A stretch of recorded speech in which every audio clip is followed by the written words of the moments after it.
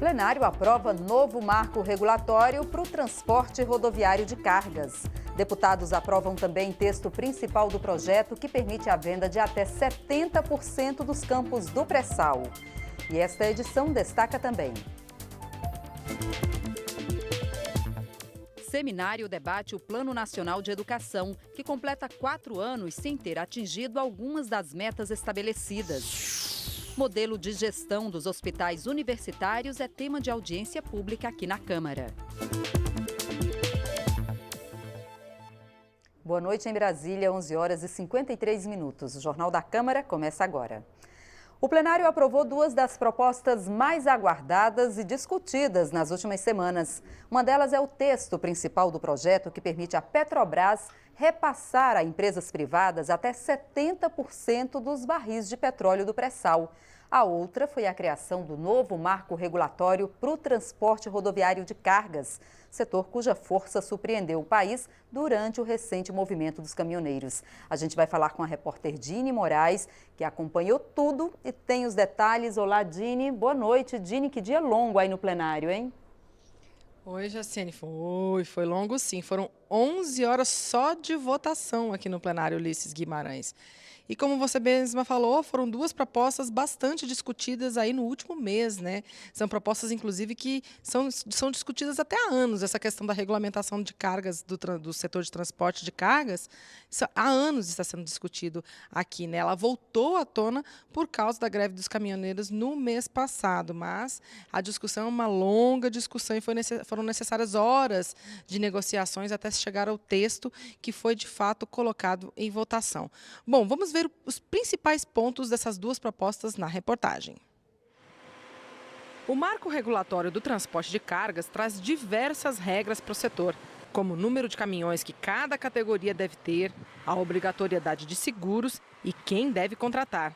Ainda atende a algumas reivindicações dos caminhoneiros feitas durante a paralisação no mês passado, como a isenção do pagamento de pedágio para os eixos que estiverem suspensos quando os caminhões rodarem vazios. Também aumenta a quantidade de pontos que os caminhoneiros poderão ter na carteira de motorista por causa de infrações de trânsito. Em vez de 20 por ano, como todos os motoristas, pode chegar a 40, desde que nenhuma infração seja grave ou gravíssima. Eu acho que era importante nós votarmos esse projeto hoje, até para distensionar a questão da greve dos caminhoneiros que estão aí, os caminhoneiros autônomos, empresas, dependendo dessa decisão, para tomar outras decisões, inclusive na questão do tabelamento do frete, que está no Supremo Tribunal Federal, na NTT, enfim, toda uma polêmica ocorrendo nesse processo. É evidente que o parlamento deve se debruçar, deputado Marcheselli, em primeiro lugar, é sobre as 3 medidas provisórias que foram fruto do acordo que terminou com a paralisação e a greve dos caminhoneiros. O plenário também aprovou o projeto que permite à Petrobras negociar e repassar a petroleiras privadas o direito de extrair 3,5 bilhões de barris de petróleo e gás com tributação mais vantajosa, no regime que é exclusivo hoje da Petrobras, a chamada cessão onerosa. O texto ainda permite adiantar a licitação de cerca de 10 bilhões de barris de petróleo nessas áreas onde a Petrobras teria exclusividade, mas aí por um outro regime, o de partilha, em que a União fica com parte do que é extraído pela petroleira privada. Os que defendem a proposta dizem que vai trazer dinheiro para o governo com a nova licitação, desafogar o caixa da Petrobras, que não precisará investir tanto, além de estimular investimentos no setor, o que pode gerar empregos. Há uma expectativa da geração de mais de 100 mil empregos, certamente a maior parte deles no Rio de Janeiro e em São Paulo. Portanto, quem diz que isso é uma tragédia para o Rio de Janeiro deve estar olhando um outro aspecto da questão, mas não a oportunidade da gente retomar o desenvolvimento, o emprego e o fortalecimento da economia do país. Quando aqui nós aprovarmos essa matéria, nós estaremos determinando que o excedente que venha a ser configurado, que uns falam em 6, outros falam em 10, outros falam em 15, e vamos torcer para que seja o maior excedente possível, porque esse óleo é da União. Nós vamos efetuar essa licitação pelo regime de partilha e as empresas, seja elas estrangeiras ou seja elas nacionais, pagarão para poder explorar essa nossa riqueza no nosso país. Já os críticos dizem que a proposta seria uma venda de um patrimônio nacional, com risco zero, além de dar vantagens tributárias a petroleiras estrangeiras, sem retorno para a sociedade. Além de enfraquecer a Petrobras, retirando dela essas jazidas, ainda quer se manter o mesmo pagamento de receitas governamentais. Ou seja, a Petrobras foi beneficiada porque fazia parte de um projeto de desenvolvimento e só paga 10% de royalties sobre essas jazidas, e agora se quer que as empresas que comprem essas jazidas também sejam beneficiadas, pagando apenas 10% de royalties. Isso é inadmissível. Quem vai perder? Os estados, os municípios e o governo federal. No excedente, a regra de partilha já é a regra do pré-sal. Já é a regra. O que nós estamos evitando é uma novidade, que seria, aí sim, o desastre total e absoluto, porque só faltava ter inovação das regras da cessão onerosa no óleo excedente. Aí nós estaríamos levando a perda de 1,9 trilhões no tempo para os estados e municípios, a União e para a Petrobras, e aí a venda total às multinacionais, às petroleiras estrangeiras.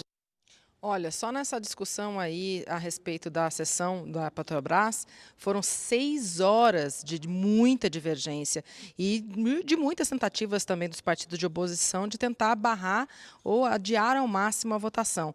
No fim, a proposta acabou sendo retirada de pauta sem a conclusão da votação. Ficaram faltando os três destaques, ou seja, 3 pedidos dos partidos de modificação no texto principal.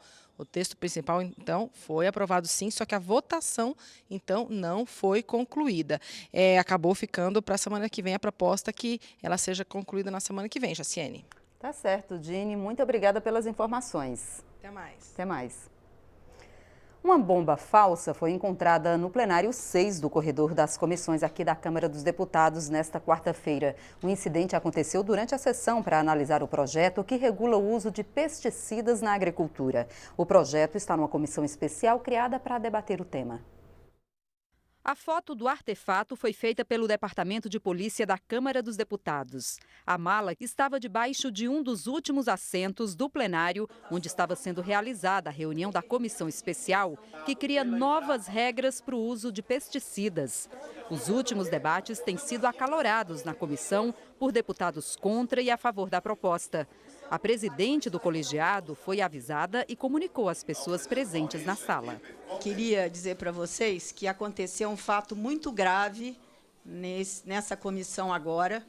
Foi identificada uma mala que foi deixada ali atrás por uma pessoa. Essa mala tinha uma simulação de uma bomba, sem bomba, mas vai abrir sindicância nessa casa pela Polícia Legislativa. E quero dizer, já tem imagem da pessoa que deixou. E quero dizer para vocês o seguinte, é por isso que a gente, às vezes, proíbe o acesso, né? Quer proibir o acesso e acham que nós não somos democráticos. Mas, enfim, é uma brincadeira de muito mau gosto ou queriam nos assustar. É importante apurar, é importante que tenha mecanismo de segurança, mas que isso não seja motivo daquilo que vem acontecendo cada vez mais nessa casa, que é impedindo das pessoas participarem e acompanharem os debates. O Conselho de Ética da Câmara se reuniu nesta quarta-feira para ouvir as testemunhas de defesa do deputado João Rodrigues, condenado pela Justiça por irregularidades cometidas na compra de uma retroescavadeira na época em que era prefeito de Pinhalzinho, em Santa Catarina. O próprio parlamentar acabou depondo no processo que pede a cassação do seu mandato. No centro do processo analisado pelo Conselho de Ética está um episódio ocorrido em 1999, quando o hoje deputado João Rodrigues era vice-prefeito do município catarinense de Pinhalzinho. Quando assumiu a prefeitura por 30 dias, ele assinou um processo de dispensa de licitação para a compra de uma retroescavadeira nova, dando uma máquina usada como parte do pagamento. As testemunhas disseram que não havia como realizar concorrência, porque somente uma loja aceitou fazer o negócio dessa forma. O prefeito da época disse que todo o processo foi feito sob a responsabilidade dele. Eu, como prefeito, montei todo o projeto, o processo para a troca, e nós entregávamos uma máquina usada nossa, em péssimas condições, para adquirir uma nova. Quando eu voltei à prefeitura, assinei a homologação, assinei o financiamento, mas estranho porque não teve prejuízo, nem um processo, nem na promotoria pública, nem na Polícia Federal fala que a prefeitura teve prejuízo, que nós fizemos algum cabalacho. O deputado João Rodrigues acabou condenado no Tribunal Regional Federal da 4ª Região a uma pena de 5 anos e 3 meses. E o Supremo Tribunal Federal manteve a condenação. O parlamentar foi preso em fevereiro e passou 4 meses no regime fechado. Agora migrou para o semiaberto e retomou o trabalho de deputado. Mas ele está confiante que será absolvido no Supremo por meio de recursos. O relator do meu processo, o ministro Luiz Fux, ele vai pedindo absolvição, dizendo não há dano ao erário, não tem crime, então peço absolvição do réu. Então, somado-se, não há dano. Pede-se absolvição e mais a prescrição, não há por que manter essa condenação. Então eu preciso ser julgado. Eu tenho agora os embargos da declaração, tenho os embargos dos embargos. Na verdade, tem os recursos que qualquer cidadão brasileiro tem, mas eu preciso ser julgado e eu quero ser julgado imediatamente. A fase de instrução processual está encerrada. O relator agora tem 10 dias úteis para apresentar o relatório final. Ele afirmou que o Conselho não tem o papel de ir contra as decisões judiciais, mas que para cassar um mandato é preciso ter certeza de que o deputado feriu o decoro parlamentar. Esse fato traz até a sensação de uma injustiça cometida pela justiça, mas não é nosso papel. Nós não estamos aqui para julgar o que já foi, o que está sendo feito no Poder Judiciário. Mas também essa casa não pode, em cima de um erro, fazer outro. Não vai fazer outro. Por exemplo, eu posso lhe assegurar com certeza que se eu entender que isso é uma injustiça contra o parlamentar, a minha posição vai ser essa. No dia 25 de junho, a lei que criou o Plano Nacional de Educação completa 4 anos. O PNE estabeleceu 20 metas educacionais para serem atingidas num prazo de 1 década. Mas muitas metas, com prazo já vencido, não foram alcançadas. Um seminário na Câmara reuniu especialistas para avaliar a implementação do plano e os desafios para os 6 anos que restam para cumprir as metas.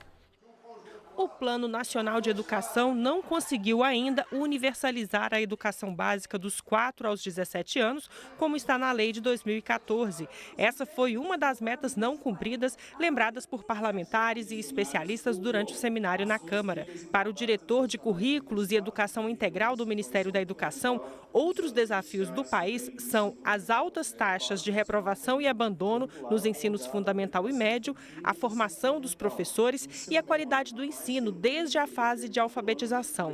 Mas ele destacou que houve avanços também. Hoje você tem, por exemplo, na pré-escola, você já tem mais de 90% das crianças já com acesso à educação infantil. Existem ainda desafios muito fortes, como acesso de 0 a 3 anos nas creches. Mais de 70% das redes municipais de educação ainda contam com indicações de diretores para suas unidades escolares. Tem um processo democrático e de qualidade de escolha também.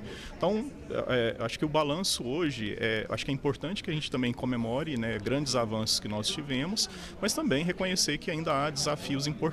Importante porque se trata, na verdade, de um plano transformado em lei e que, na verdade, ele é um marco regulatório para a educação brasileira. No debate sobre o balanço dos 4 anos do Plano Nacional de Educação, houve críticas à aprovação da emenda constitucional que congelou os investimentos em educação. O ex-secretário executivo do MEC, do governo Lula, afirmou que a educação deixou de ser prioridade na agenda nacional. Representantes da sociedade civil também defenderam mais investimentos para que o PNE saia do papel. Para a coordenadora do Fórum Nacional de Educação, até agora os avanços foram muito pequenos.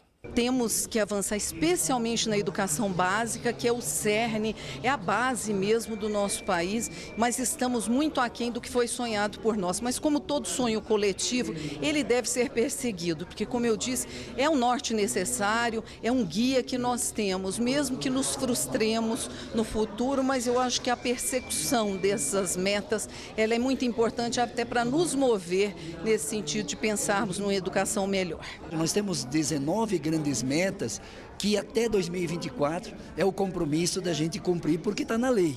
E se é na lei, tem que ser cumprida. O grande desafio para o próximo período é, numa mão, o PNE para ser cumprido.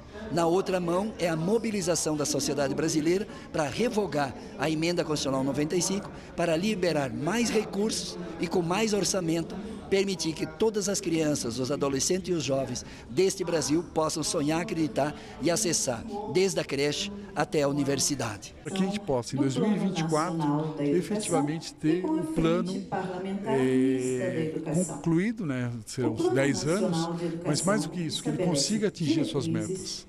E nós temos que ver o que nós precisamos fazer com relação a isso. Será que as metas foram muito ambiciosas? Será que a gente tinha uma perspectiva de país? Tá? E hoje nós temos uma situação diferente. A comissão mista que discute formas de combater a violência contra a mulher realizou uma audiência pública nesta quarta-feira sobre casos de violência à gestante. Dados apresentados na audiência pública revelam que 1 em cada 4 mulheres sofre algum tipo de agressão na gestação ou no parto. Uma violência que pode ser verbal, física ou psicológica e que retira da mulher os cuidados a que tem direito. A mulher, ela tem direito a poder deambular, que é o que a gente fala, que é a mulher andar durante o trabalho de parto, não ficar apenas deitada no leito, porque isso impede, inclusive, que o bebê vá descendo, que vai se encaixando, né, para poder nascer. Ela pode comer, ela pode se alimentar, ela pode tomar líquidos, não precisa ficar em jejum. Ela tem direito a um acompanhante de escolha livre dela, no pré-parto, no parto e no pós-parto. E ela tem o direito de parir da maneira como ela achar melhor. Algumas mulheres gostam de ficar de cócoras, outras na banheira, na maneira que puder aliviar melhor e ela se sinta melhor. Os números também mostram que mulheres negras ou pardas e jovens são as que mais sofrem com agressões na hora do parto. Para os participantes da audiência, essa violência deve ser enfrentada por toda a sociedade.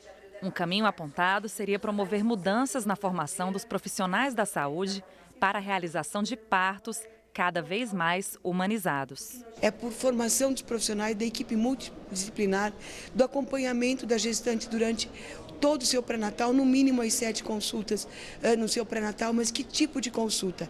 É só quantidade ou é qualidade? É preparando essa mulher para o trabalho de parto?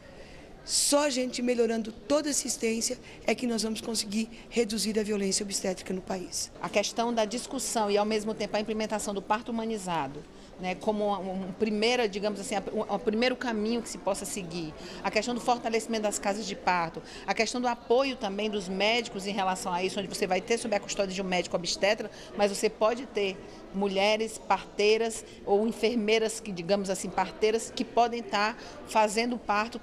Quanto mais ele for, digamos assim, humanizado, menos ele é hospitalocêntrico, ou seja, ele depende necessariamente de você ir para o hospital como se você tivesse com uma doença.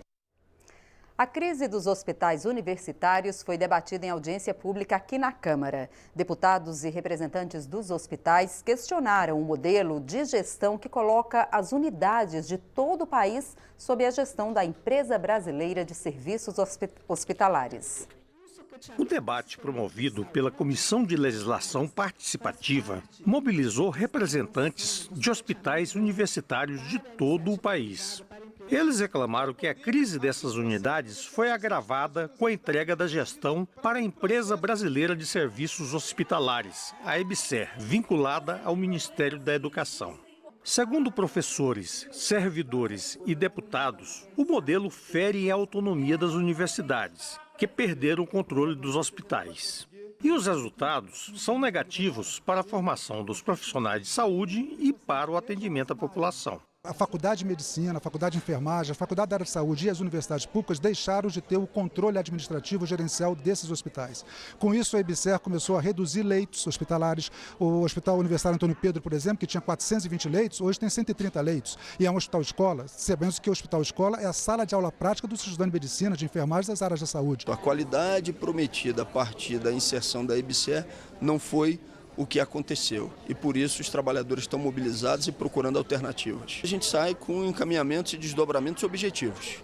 Quais são as propostas que foram apresentadas, o que dá para ser pactuado, para que a gente possa avançar. A deputada Érica Cocai anunciou o pedido de uma proposta de fiscalização e controle para apurar vários aspectos da gestão da EBSER. Precisamos ter transparência sobre essa experiência do EBSER.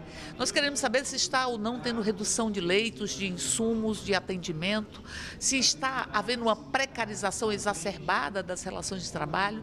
Portanto, existe uma série de questões que precisam ser esclarecidas. Quanto a EBSER está gastando com aluguel, com a sua manutenção, com cargos comissionados? Nossos cargos comissionados são cargos que estão disponíveis em nossos sites dentro de cada hospital. E com relação aos leitos, a nossa rede ela atua hoje cerca de 9 mil leitos no país inteiro. E, portanto, uma quantidade bastante significativa dentro dos leitos do Sistema Único de Saúde. O representante do MEC disse que vai levar todas as reclamações ao Ministério e considera que os problemas levantados na audiência são naturais. A EBSER é uma instituição relativamente nova. Eu acho que no longo prazo essa decisão, essa instituição, ela vai se solidificar, né? Problemas que foram levantados são naturais de ocorrer quando você muda um modelo, institui um modelo novo. E acho que o MEC está atento, né? Estamos acompanhando. No próximo dia 27 de junho, o Brasil celebra os 110 anos de nascimento de um dos seus maiores escritores, Guimarães Rosa. Para marcar a data, a Comissão de Cultura promoveu um encontro com especialistas e apaixonados pelo escritor mineiro. Foi mais uma edição do Expresso 168, série de encontros promovidos pela Comissão de Cultura com artistas e escritores. No primeiro evento deste ano, o homenageado foi o escritor João Guimarães Rosa. Às vezes, eu penso, seria o caso de pessoas de fé e posição se reunirem em algum apropriado lugar, no meio dos gerais, para se viver só em altas rezas fortíssimas, louvando a Deus e pedindo glória do perdão do mundo. Todos vinham comparecendo lá, se levantava enorme igreja. Não havia mais crimes, não havia ambição, e todo o sofrimento se espraiava em Deus. Da logo até a hora de cada uma morte cantar. Raciocinei isso com um compadre meu, Quelemem, e ele duvidou com a cabeça. Reobaldo, a colheita é comum, mas o capinar é sozinho. Autor de alguns dos maiores clássicos da literatura brasileira, como Grande Sertão Veredas, Sagarana e Corpo de Baile, Guimarães Rosa foi traduzido para dezenas de países. Médico e diplomata, morreu em 1967, pouco depois de tomar posse na Academia Brasileira de Letras. Guimarães Rosa, ele foi um dos maiores escritores da literatura brasileira. Mas, além de tudo, Guimarães Rosa foi um escritor que desbravou a literatura brasileira, expandindo-a para o mundo. Ele foi aquele que mistura na letra as figuras mais diferenciadas: o político, o jagunço, o vaqueiro, a meretriz, a mulher, a criança, o louco. E hoje foi um dia ímpar, especial, onde a gente viu falar de Guimarães Rosa, vimos falar de quem estudou o Guimarães, não só nos livros, nas obras que ele deixou, mas pôde falar da sua intimidade, das suas cartas e revelar que por trás do Guimarães Rosa tinha uma grande mulher que era Araci.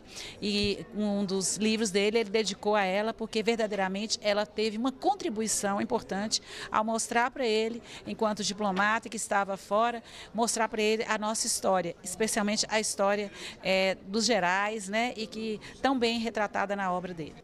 Confiança, o senhor sabe, não se tira das coisas feitas ou perfeitas.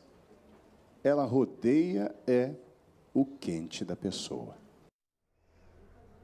Esta edição termina agora. Para outras informações ou para rever nossas reportagens, é só acessar o nosso portal na internet. O Jornal da Câmara volta amanhã. Até lá. Tchau.